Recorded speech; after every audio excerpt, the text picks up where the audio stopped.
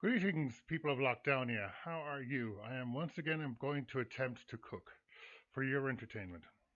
I'm going to be using a recipe from the 101 Square Meals from the Limerick Budgetary and Money Advice and Budgeting Service. I believe they've redone this recently. I've been told that they have.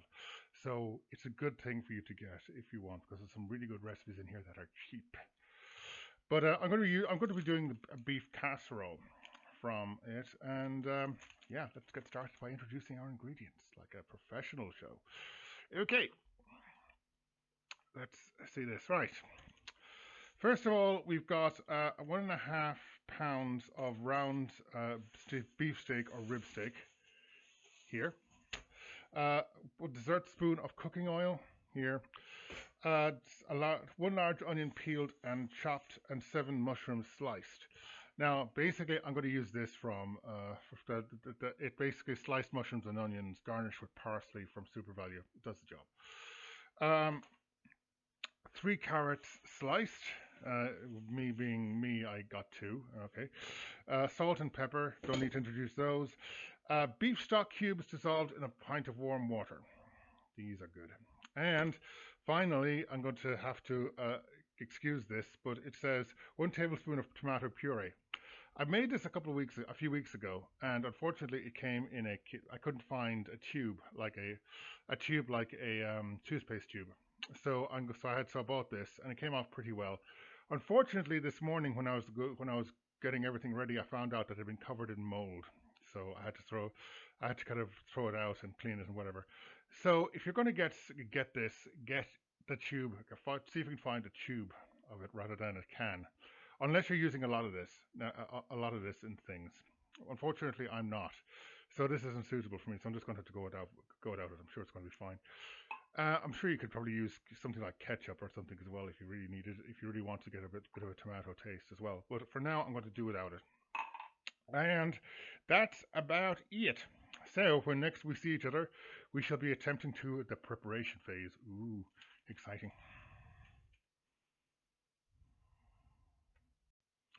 Hello again. Right, we're going to be dealing with carrots. And I'm going to be slicing them, but this is where I remember that I don't have something that I meant to have.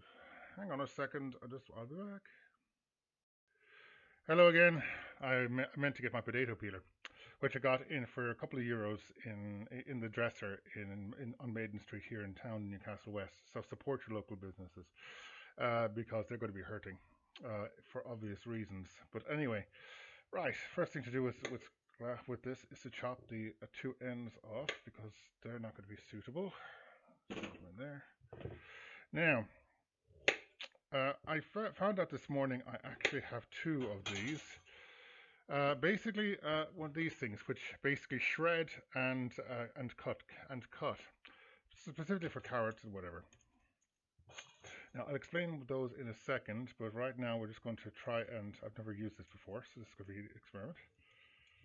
The other way, of course, is you can simply use a knife to kind of scrape the skin off, which works absolutely fine. I mean, there's nothing wrong with doing it that way. I've done it for many years that way myself, but I thought I would demonstrate the other way of doing it. And like I said, I've been meaning to get a potato peeler for ages anyway. So that's the potato peeling method. And this is the scrape off method.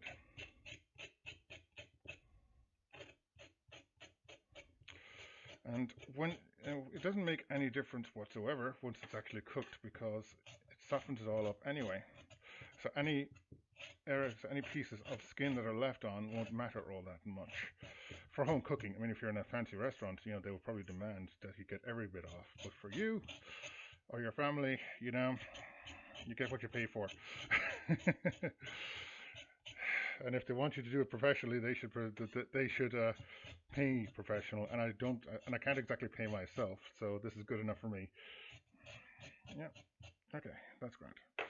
Now, what I want to point out with these things, I'll just get rid of this pile of guff here, and I'll just put it in here. All right. Is that there's 2 sides to this. As you can see, here is where it shreds anything. So if you put it down there, you'll get basically shredded carrot. But if you want to do it the other way, to actually cut slices like I do, you actually turn it around because everything here is smooth on both ends. Now on some of them like this one, it's actually aimed so that you won't actually. It's the other direction to the shredding, so you'll get it cut that way, and you won't get anything from going this way. So you just have to look at the particular tool you have. But in this one, I got it turned around. I've run my finger up and down to make sure. There's the cutter. So let's do this. I haven't done this in a while myself, so this is going to be an interesting one. And at the end of the day, you can just cut it with a knife anyway. Okay, yeah, let's just cut it with a knife. Because that isn't working out right at all. Okay.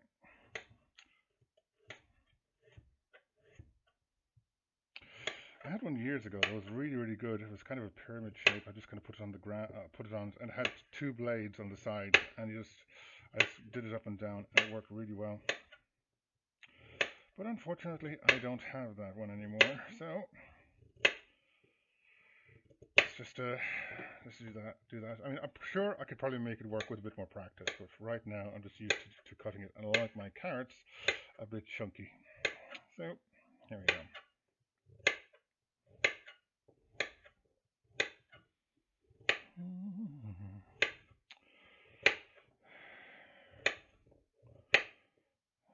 Okay, this is the point where I'm wondering, what do I talk about while I'm doing this?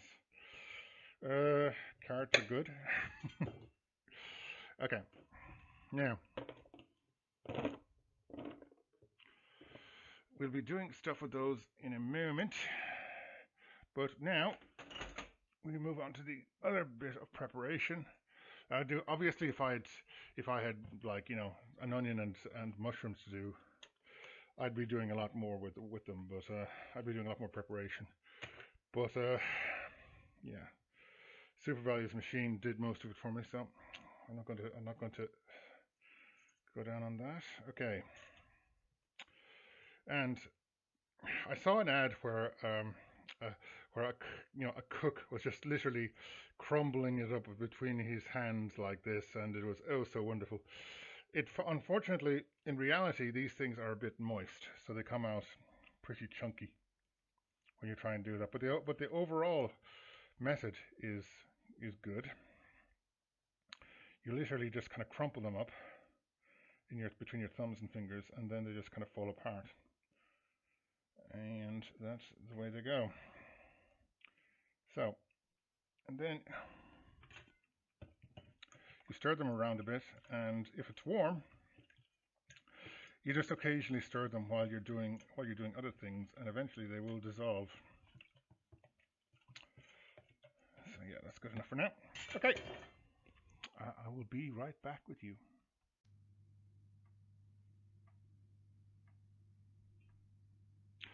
Good, we're running. Okay, we are here now. Don't worry, Mom. I actually put this here for a reason. Those things are cold. There's no there. She said I put it right down on a hot plate the last time one of the times I did this, and she was right. But anyway, I've been heating this up. I've put some oil in. So now we start off with the onions and the mushrooms and the carrots. Now, the recipe says to cook these for 2 to 3 minutes. So I'm going to do that. In fact, what I'm going to do is I'm going to put my phone here so I have a time. One of the things you don't get with this kind of stuff, of course, is you don't get a sense of the smell of things that you get. This is just some salt and pepper. So I have to admit, it kind of doesn't smell like much until later on, when you've kind of added everything together. And when you first put it into the oven, it looks a bit iffy as well, but it actually comes out smelling delicious and looking like this. And the way I do frying is so pretty similar to what the way you would do in a wok, which is literally keep everything moving around, and because that prevents burning and it allows the air energy to kind of come up from the oven through all of what you're trying to do this. Okay, those six.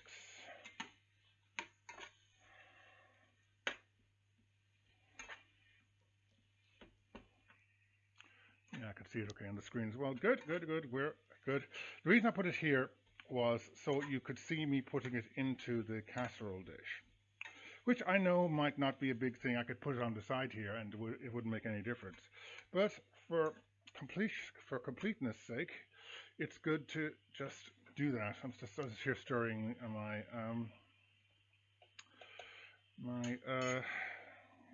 stock mix here, and it's coming out pretty well actually.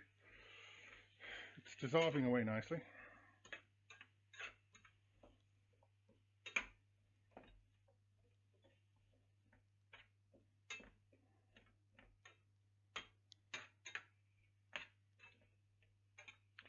Now, in a real TV show, they would have like soft music going on to get your ear to for your so give something for your ears to listen to, and to ease the passage of time. I'm not a professional TV show, so all I could do is all I could sing. You don't want that. And here we go. Yeah, another minute.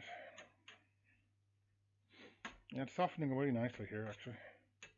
And as you can see, the super value mix does a pretty decent job of this. I mean, I'm kind of a believer in if you've got them, so if you've got a way for to have something done, why put yourself to the extra stress? You know? Yeah, this is going well.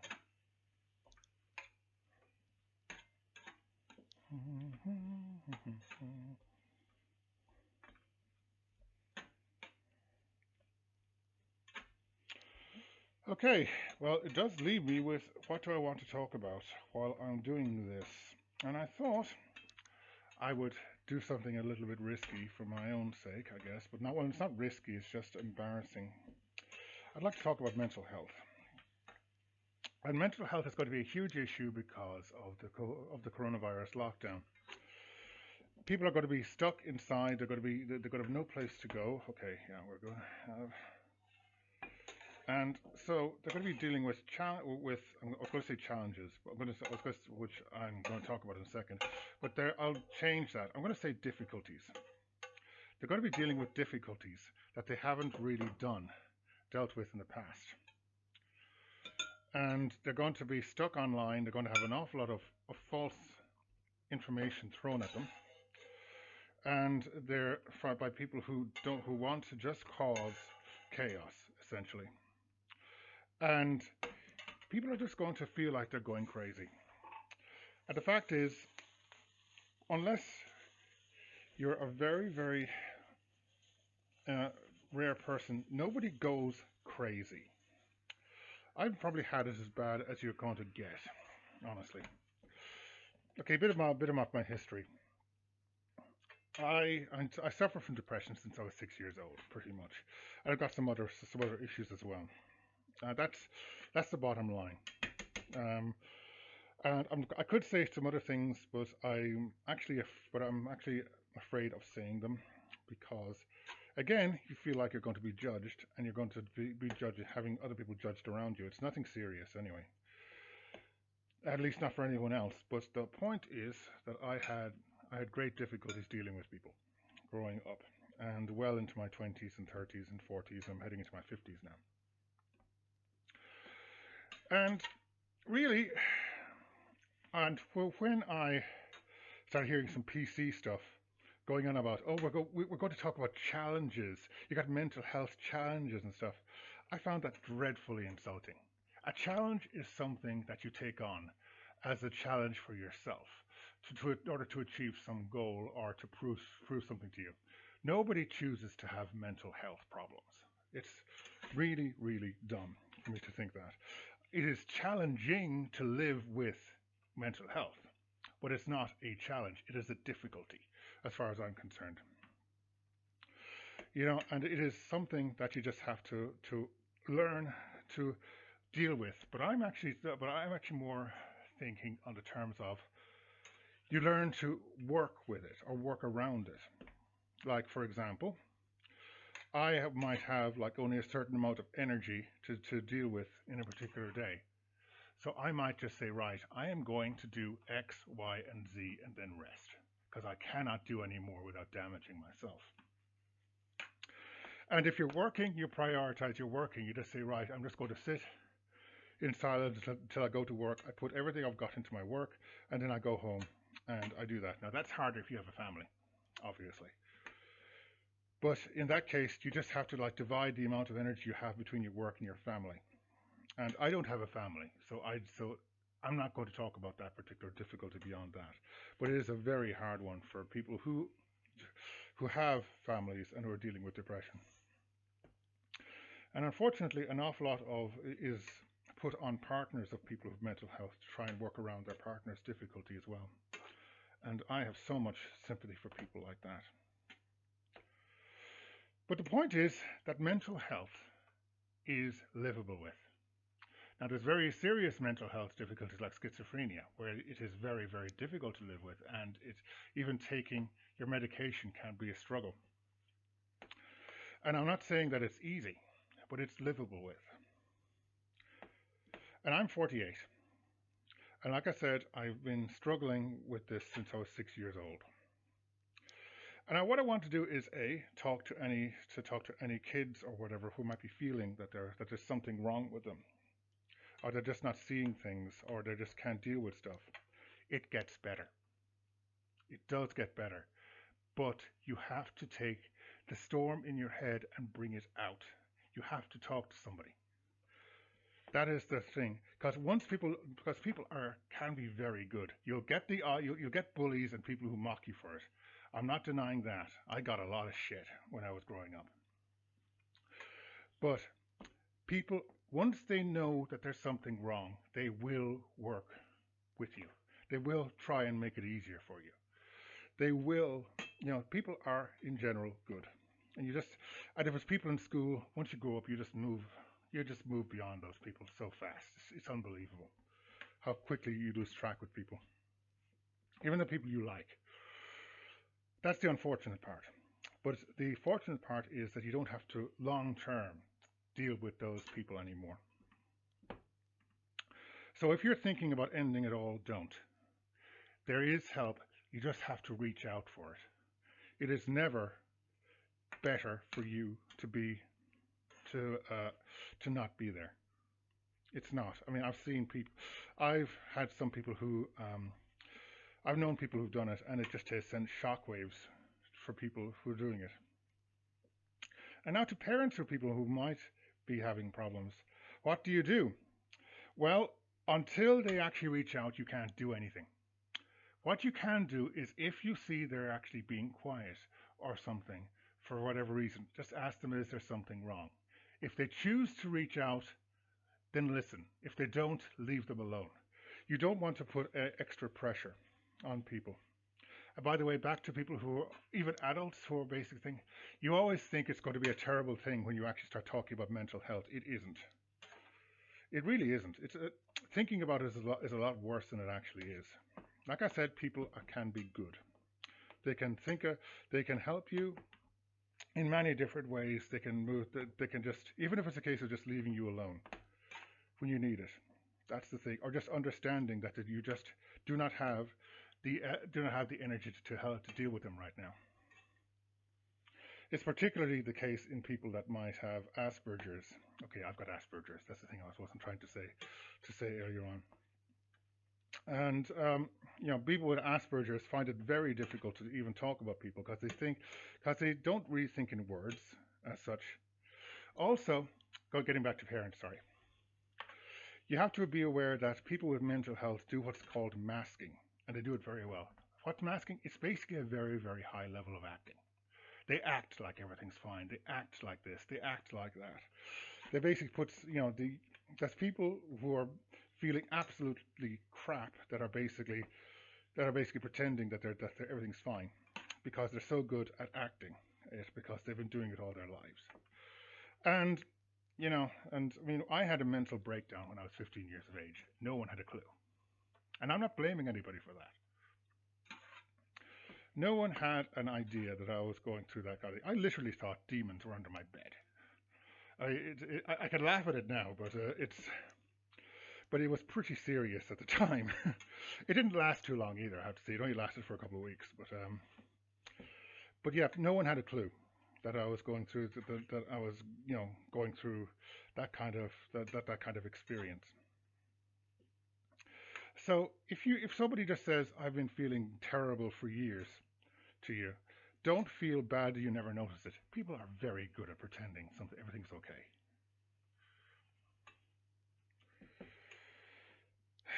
Um, so, but getting back to the lockdown, people are going to be going under an enormous amount of stress, and they won't have their same level, their same ways of relieving it that they would before, like going for walk. Well, you can go for walks, but they might not have like their favorite sport or their favorite this or that, or even going to the pub. Now, in my opinion, Irish people go to the pub way too much anyway, for their own good. They see it as their way of dealing with their stresses way too much. But the fact is, it's the way it is. For most people, going to the pub is their stress relief, or they don't have that now. So that means everybody's going to be under stress. So all I could say is be understanding of other people. And if you are under stress, for the love of God, say it to somebody, whether it's a priest, a doctor, or whoever. If you don't feel like talking about it to your parents, talk to a doctor, or talk to a priest, or talk to somebody. Yeah. I mean, if you ring up a doctor and ask them for a private chat, they'll do it without informing your parents, as far as I know, anyway. Yeah. Now, a priest might not be a mental health professional, but they might be able to arrange a talk with somebody who is, and that's as good as and that, in a way, is as good as anything else. Now, I'm not going to really go into my experiences living with mental health, but it basically is the reason why I don't go out very much and why I'm quite shy as a person. But also, even though I have this tendency to shy away from people, uh, what was her name? Mary, the woman who played Biddy in Glenroe, and who was on the surf ads. Mary McAvoy, I think her name is. I saw a program with her, and she described it very well. She says she wants to be alone, but she also has the urge to be on stage doing the can-can. So this is my way of being on stage doing the can-can, which is kind of stupid, but that's the way I like performing the poetry. I like doing this and that. I even like doing this thing, even though I would be much better off with editing software and other things like that. And I'm doing it without a script. But again, that's because of my own mental health. Most of the time, I don't have the energy to focus in on doing a poem or doing this or whatever. So I have to kind of do it whenever I get a chance. That's me working with my own mental health issues as much as I can. And some days I do better than others. Some days I count as a win. Some days I count the disease winning or my brain winning or whatever. But again, like I say to other people, you can live with it. You can work around it, and it gets better. I mean, when I was in my 20s, I wasn't good at all. I'll just put it that way. Yeah, these are browned. But, my 30s got better, and my 40s have gotten better again. So, it does get better. Now, granted, I'm not, to any teenager saying, I have to wait till my 40s before I get better. That's not what I'm saying. What I'm saying is the 30s is when my 20s was bad because I didn't say anything to anybody. I was just a weird guy in Dublin who didn't have a life to most people. And that's the way it was. And, it's when I actually said something to somebody that it started getting better for me. So if you start saying it to people, You know, people won't think that you're weak. Okay, corn flour. I'm going to this basically the recipe says for you not to drain away this runoff from it. So this is 25 grams of corn flour. Hang on a second.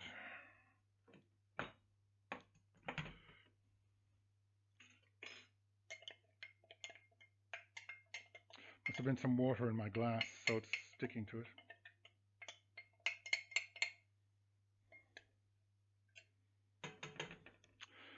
Oh, and just to say, there is a group called Grow, which does meetings for people who are finding it hard. They're not doing meetings right now, but they do Zoom meetings, and they're in Newcastle West. So if you want, go check them out, see if they're for you. If they're not, that's fine. If they are, that's great. So there is support out there. So now we just stir this until it thickens up. And this is the point where we will put in the tomato puree. Now while we're doing this, I have the oven heating. So once this is put into the casserole, we can just go for it. Ah, shite. Yeah, not recommended.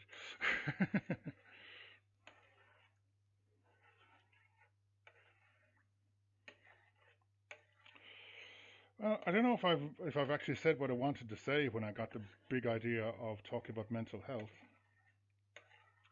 But I want to say to other people who are put off by the idea, people who have mental health problems are not dangerous, not to you. In general, they're only dangerous to themselves. You get the psychopath, all right, and the sociopath who is very dangerous to people around him. But in general, it gets focused on the mental health problem gets focused on the person themselves. And that is one of the tragedies, because most people killed by mental health are killed by the sufferers themselves when they commit suicide. And I've had bad times, but obviously I'm still here, and I've never attempted suicide. Thankfully, I thought about it, but I never did.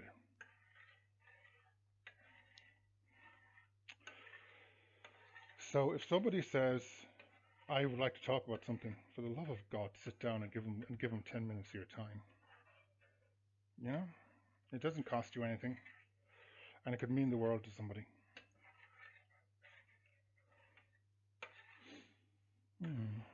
Okay.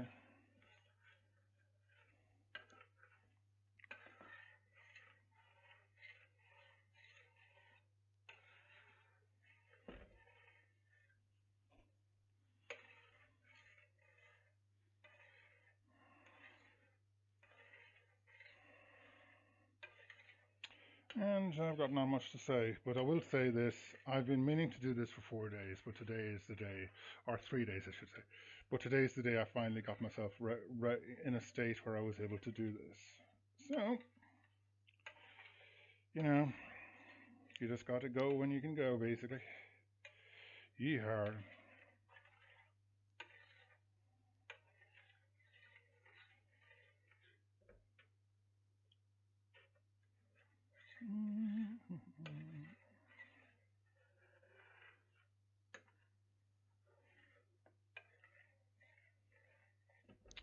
I'll just double check the recipe for a second. Bring to the boil, add to tomato puree, salt and pepper is what it says. So we're waiting for it to boil. Obviously, we're not going to add in any tomato puree. Okay, let's just turn this full on.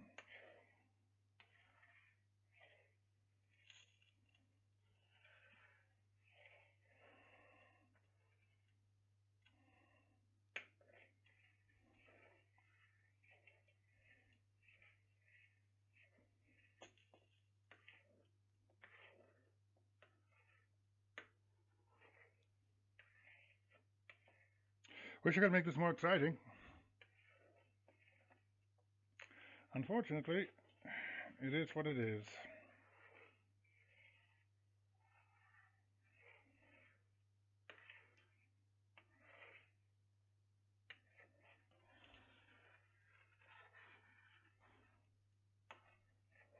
Okay, it's starting to sneak in now.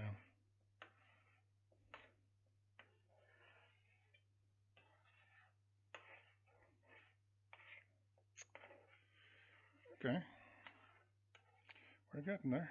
Yeah, it's starting to boil now. Okay, a little bit of salt. Because I've been putting some salt in all the way through. Some pepper. Stir it around. Oh yeah, there we go. Yeah, it's thickening up nicely now. That's basically what the cornflower does. It's a thickening agent. All right, let's pour it in there. Oh yeah.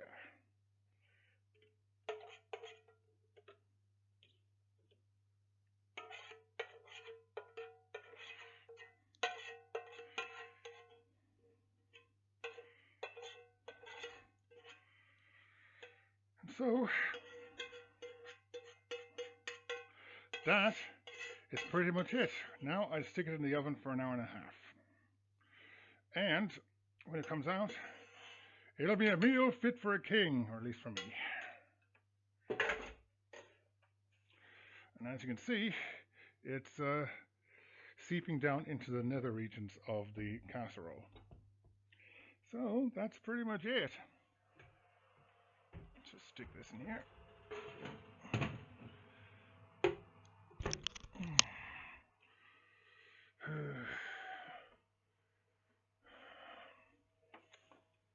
Let me just take out the bread bin, the bread thingy I have in here. Oh no! There we go. Okay, that's it, pretty much. And hopefully you found that enjoyable and informative, and all those other buzzwords. And I will see if I can pause this for an hour and a half, but I probably can't. So if it just stops, well, I'll talk to you later.